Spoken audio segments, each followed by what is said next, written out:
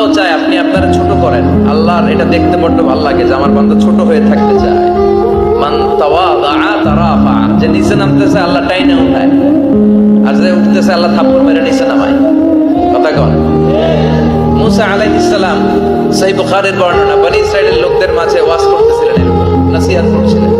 তো একজন দাঁড়িয়ে বলল, ইয়া নবী আল্লাহ মুসা, মান আ'লামুন নাস ফিল আরদ।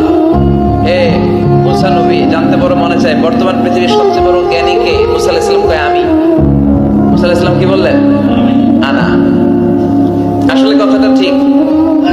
আল্লাহ যখন যে নবীকে পৃথিবীতে পাঠায় তখন তাকে সবচেয়ে বেশি জ্ঞান দিয়ে পাঠায়, সেই হিসেবে ঠিকই উনি সবচেয়ে জ্ঞানী।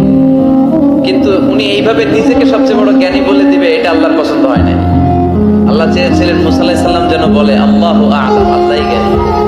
সুবহানাল্লাহ কইবেন না? কিন্তু তা না করে উনি কি করলেন? যখন বললো সবচেয়ে বড় জ্ঞানী কে, উনি হুট করে কি বলে ফেললেন? আনা, আমি। আল্লাহ এটা পছন্দ করেনি। আল্লাহ ডেকে বললেন, মুসা, ইউ আর অ্যাবসলিউটলি রং, তুমি ভুল করেছো, তুমি সবচেয়ে জ্ঞানী নও, তোমার চেয়ে বড় জ্ঞানী আছে।